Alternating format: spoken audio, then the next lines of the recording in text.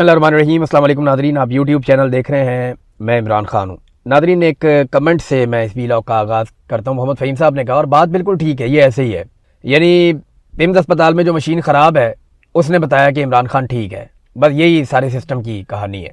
जिन लोगों से पाकिस्तान में निज़ाम चल नहीं रहा, जिन्होंने मईशत तबाह कर दी है, वो ये बताते हैं कि इमरान खान ने खराबी की। जिन लोगों ने दहशतगर्दी को लाकर पाकिस्तान का अमन व अमान तबाह कर दिया है, दहशतगर्दों को बसा कर, वो ये बताते हैं कि जनाब इमरान खान की वजह से बड़ी बदअमनी हो गई है। जिन लोगों ने मुल्क के साथ गद्दारी की, जिन लोगों ने मुल्क के साथ धोखा किया, फ्रॉड किया, पूरा का पूरा इलेक्शन चोरी करके खा लिया, जिन्होंने अपने हलफ की खिलाफ वर्जी की, वो ये बताते हैं कि कौन गद्दार है और कौन मुहिब्बे वतन है। जिस तरह पिम्स की खराब मशीन बताती है कि इमरान खान ठीक है, बस ऐसे ही इन्होंने किया पाकिस्तान के साथ। यही है असल कहानी एक लाइन में। तो नादरीन, अब बुनेर में बड़ी तादाद में अवाम निकल आई। यानी जहाँ पे सुहेल अफरीदी जा रहे हैं, बड़ा ज़बरदस्त लोग रिस्पॉन्ड कर रहे हैं। लोग गुस्से में हैं, लोग रद्दमल दे रहे हैं। मैं आपको एक चीज़ सुनवाता हूँ, ये चीज़ आप ज़रा सुने। सुहेल अफरीदी ना वहाँ पे 50-50, 60-60 अरब के प्रोजेक्ट्स के ऐलानात कर रहा है। और सुहेल अफरीदी के ऐलानात के ऊपर लोगों की तवज्जो कितनी है, ये ज़रा वज़ीर आला के ऐलानात सुने और उसके ऊपर लोगों का रद्दमल देखें कि लोग चाहते क्या हैं। यानी 50 अरब का प्रोजेक्ट दे रहा हूँ, 10 अरब का प्रोजेक्ट दे रहा हूँ, 20 अरब का प्रोजेक्ट दे रहा हूँ, फ़र्क नहीं पड़ता। यानी यार नवाज शरीफ साहब जाके कहते थे कुर्बान आप पे 400 अरब कुर्बान, मेरे फलाने शहरियों के ऊपर 200 अरब कुर्बान। नवाज शरीफ के प्रोजेक्ट्स के मुताबिक पाकिस्तान के कम से कम 40 शहरों में इंटरनेशनल एयरपोर्ट्स होने चाहिए थे, क्योंकि जहाँ पे भी नवाज शरीफ जाता था वहाँ मोटरवे और एयरपोर्ट्स लेकर जाता था। तो मोटरवे तो लाहौर इस्लामाबाद वाली बनाई है, या एक इसने नवाज शरीफ ने बनाई है हज़ारा वाली। पाकिस्तान तहरीक इंसाफ के दौर में मुराद सईद ने जितनी मोटरवे बनाई वो नवाज शरीफ की 2 या 3 टर्मों से ज़्यादा मोटरवे बनी हुई थी और उसके अखराजात भी कम थे, उसकी क्वालिटी भी बेहतर थी। ये फैक्ट्स मैं किसी दिन आपके सामने शेयर करूंगा। ये बिला वजह कहते हैं जनाब मोटरवे नवाज शरीफ ने दी है। वो पहली मोटरवे थी जो बेनज़ीर भुट्टो ने उसको काफ़ी चौड़ी मोटरवे बनाने का ऐलान किया था। नवाज शरीफ ने आके उसकी चौड़ाई कम करके उसका इफ्तिताह कर दिया फटाफट और अपने खाते डाल ली। तो अब ये कहते हैं जी मोटरवेज हमने बनाई है। ज़्यादातर मोटरवेज नवाज शरीफ के दौर के बाद बनी है और जो मुश्किल मोटरवेज हैं वो नवाज शरीफ के दौर के बाद बनी है। बाकी लोगों ने भी बनाई है, सारा कुछ अपने खाते में नहीं डालना चाहिए। अब नादरीन ये जरा देखें, सुहेल अफरीदी ने जब लोगों को इतने बड़े बड़े प्रोजेक्ट बताए तो लोगों का रद्दमल क्या था, और जब उन्होंने कहा कि इमरान खान को लाना है तो लोगों का रद्दमल क्या था, इधर सुने आप।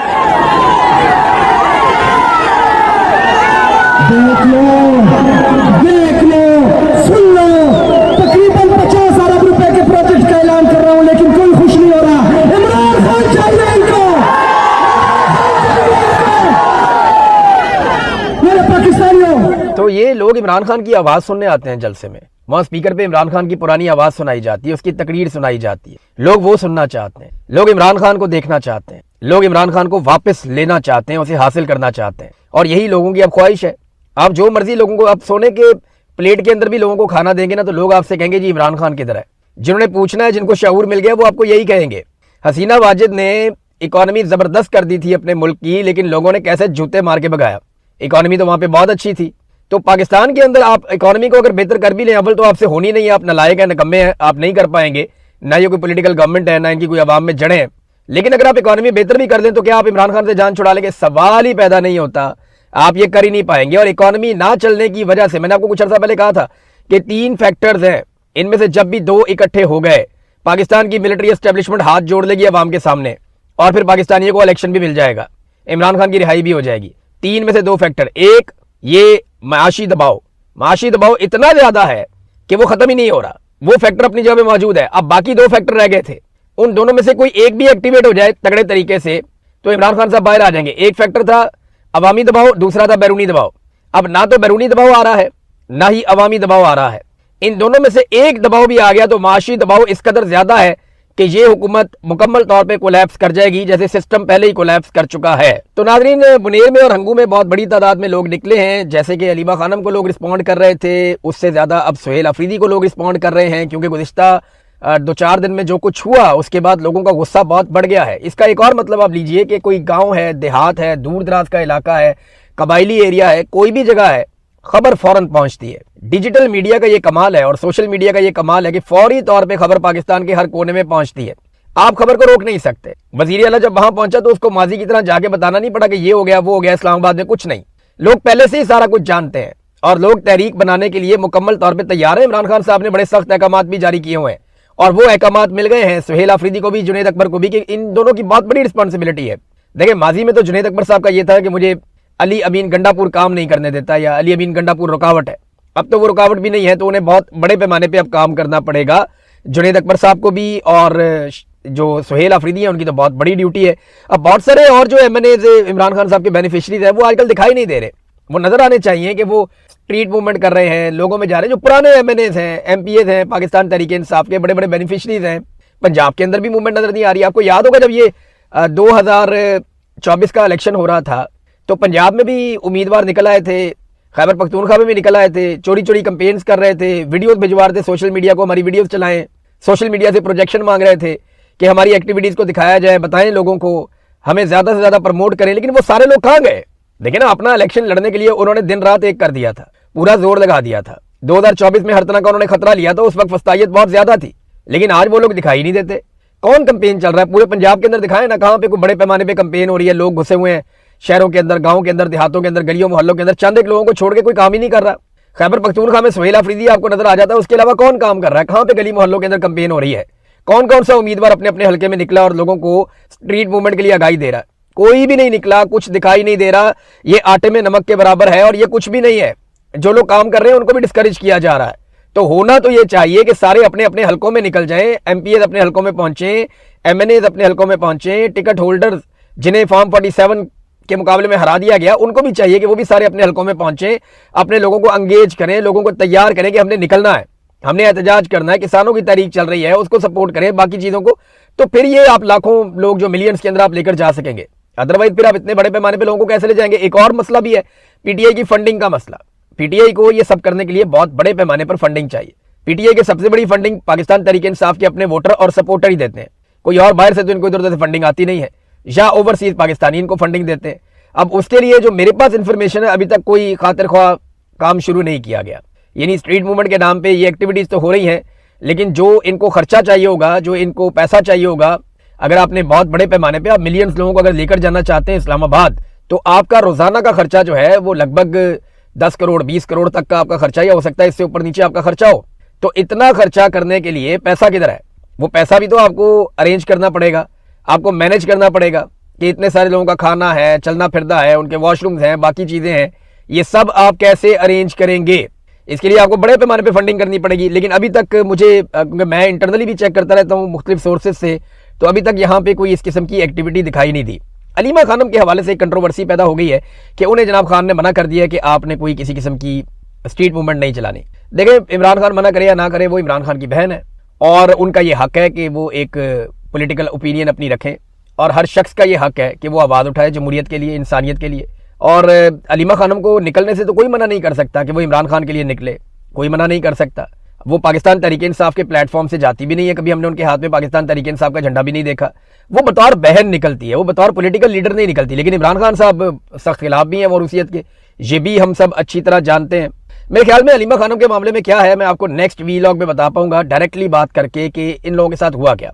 ये मुझे अभी पता चला है कि अलीमा खानम अभी ये पिछले 1-2 इश्यूज के अंदर ये नहीं शामिल हो पाई प्रेस कॉन्फ्रेंस में, बाकी चीज़ों में, और वो इसलिए कि वो कराची गई हुई थी और किसी ज़रूरी वजह से वो कराची गई हुई थी, उनकी कोई फैमिली का कोई इशू था, तो वो कराची गई हुई थी और उनके बारे में मुझे ये इन्फॉर्मेशन के बारे में मिली। नेक्स्ट वीलॉग में आपको बताता हूँ कि क्या होगा। वाला ये मैं आपको बताता हूँ कि एक चीज़ है, अलीमा खानम की ये ओपिनियन थी, लेकिन बात तो वही होती है ना जो अक्सरियत की होती है। जो बात तय हो जाती है फैमिली में और पार्टी में, वही असल बात होती है जो बाहर आती है। फिर वो अलीमा खानम भी अपने मुंह से वही बात करती हैं। लेकिन ज़ाती हैसियत में उनकी ये ओपिनियन थी कि सुप्रीम कोर्ट को हम ये क्यों लिख कर दें कि जनाब हम अपने भाई के बारे में कोई बात नहीं करेंगे।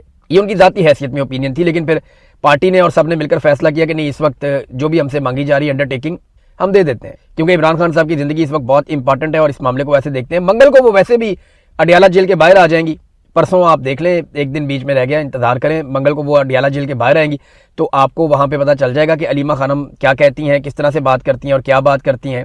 ये आपके सामने आ जाएगा, वक्त बता देगा। देखिए, असल में हुआ यह है कि पाकिस्तान तहरीक इंसाफ का कारकुन बड़ा मायूस हुआ पाकिस्तान तहरीक इंसाफ की लीडरशिप से। तो उन्हें लगा कि अलीमा खानम हमें इस मुसीबत से निकालेंगी।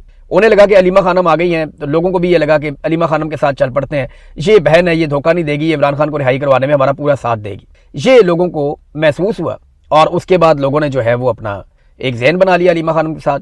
अब अगर ये खबर आती भी है या कोई ये बात भी करता है तो लोग अपनी सियासी क़यादत के ऊपर भरोसा नहीं कर रहे। देखिए, असल जिम्मेदारी जो है ना वो तो है पार्टी क़यादत की, जो बेनिफिशरी है इमरान खान के नाम पे जिन्होंने वोट लिए, जो इक़्तिदार में आकर बैठे, जो कौमी असम्बली, सेनेट में और सूबाई असम्बलियों में गए, उनकी जिम्मेदारी है और उन्हें ये काम करना चाहिए। और पब्लिक को वो अंगेज करें और लोगों को यकीन दिलाएं कि वो अब इमरान खान के साथ पूरी तरह से खड़े हैं और किसी सूरत वो इमरान खान के मुकदमे से पीछे नहीं हटेंगे। इमरान खान साहब का इशू क्या है? देखें, इमरान खान अपना इलाज भी करवाना चाहते हैं। ये जरा गौर से सुनिएगा, एक्चुअली प्रॉब्लम क्या है, ये कंफ्यूजन इतना बड़ा क्यों फैल जाता है बार बार। वो जरा आगे कहते हैं कि इमरान खान सीढ़ियां चढ़ा है तो एक नौजवान की तरह सीढ़ियां चढ़ गया बड़ा मजबूती के साथ। तो ये सब मानते हैं वो मजबूत आदमी है। इमरान खान एक बहादुर आदमी है, एक मजबूत आदमी है। उसने सारी जिंदगी अपने जिस्म को मुश्किलात के लिए ट्रेंड किया है। जब वो कैप्टन था तो वो तब भी नौजवानों से ज्यादा, जो नए प्लेयर आते थे उनसे ज्यादा एक्सरसाइज करता था। और आज भी जब वो नथिया गली की पहाड़ियों पे चढ़ता है, एक दफा मुझे मौका मिला इमरान खान के साथ चढ़ने का, वहां पे नथिया गली के पहाड़ों पे ये लोग हाइकिंग कर रहे थे और हमें कवरेज करने के लिए गए थे। रमजान था, रोजा रखा हुआ था इमरान खान ने, और ये सबको लेके चढ़ गए जी अभी इंटरव्यू करते हैं, हम भी पीछे चले गए। तो मैंने ऊपर जाके देखा कि 2-4 बंदे ही पहुंचे, सिक्योरिटी गार्डों की भी हालत बुरी हो गई थी और खान साहब ने अपने पैरों के साथ वेट बांधे हुए थे। बाद में जब नीचे आए तो पता चला कि जनाब ये आदमी तो पैरों के साथ वेट बांध के पहाड़ चढ़ गया और बाकी लोगों से वैसे नहीं चढ़ा जा रहा। तो इमरान खान ने अपने आप को बहुत अजीब तरीके से ट्रेंड किया है। तो वो कहते हैं ना कि जबरदस्त एथलीट अगर हमारे कोई रीजन के अंदर है चंद, उनमें से एक इमरान खान है। बहुत शानदार एथलीट है जिसने पूरी जिंदगी फिटनेस के साथ गुजारी है। तो आप क्या समझते थे कि इमरान खान जो है वो बैठ बैठ के सीढ़ियां चढ़ेगा? भाई वो भाग भाग के चढ़ेगा सीढ़ियां। मामला ये नहीं है। फिजिकली इमरान खान को आप तोड़ने की तो बहुत कोशिश कर रहे हैं, उसको नुकसान हुआ भी है, वो डैमेज भी हुआ, उसको गोलियां भी लगी इससे पहले। लेकिन प्रॉब्लम यह है कि इमरान खान को कैद तन्हाई में जब आप रखते हैं और देर तक कैद तन्हाई में रखते हैं तो उससे बहुत सीरियस इश्यूज पैदा हो जाते हैं।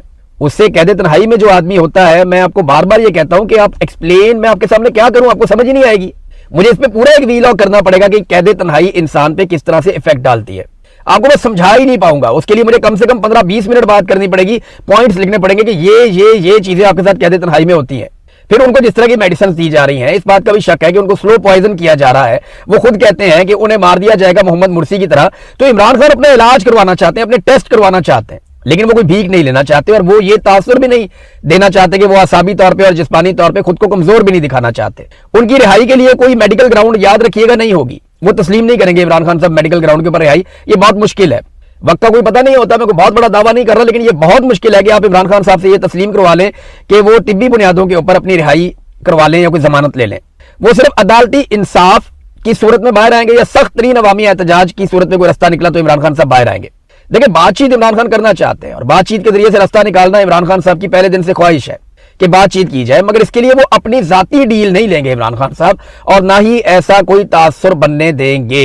ये बात आप सबको अपने ज़हन में रखनी चाहिए। फजल रहमान साहब ने एक मरतबा फिर थोड़ा सा आड़े हाथों लिया हुकूमत को, और जिस इशू पे कोई भी बात नहीं कर रहा, वो एक टैबू है, उस पर जो बात करेगा उसके लिए प्रॉब्लम क्रिएट हो जाएगा। क्योंकि आसिम मुनीर साहब को फायदा मिला है, तो आसिम मुनीर तो पाकिस्तान में इस वक्त एक खुदाई दावा ही हुआ है, अजीबोगरीब सूरत हाल है।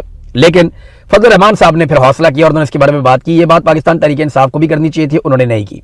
फजल रहमान ने कहा कि आप army chief, chief of defence forces और फील्ड मार्शल भी होंगे, उससे हमारा कोई सरोकार नहीं है, लेकिन जो इख्तियारात पार्लियामेंट के होने चाहिए वो एक शख्स को दे दिए गए हैं और कहा गया कि अगर इसमें मजीद कानून साजी की जरूरत होगी तो फैसला वफाकी हुकूमत करेगी।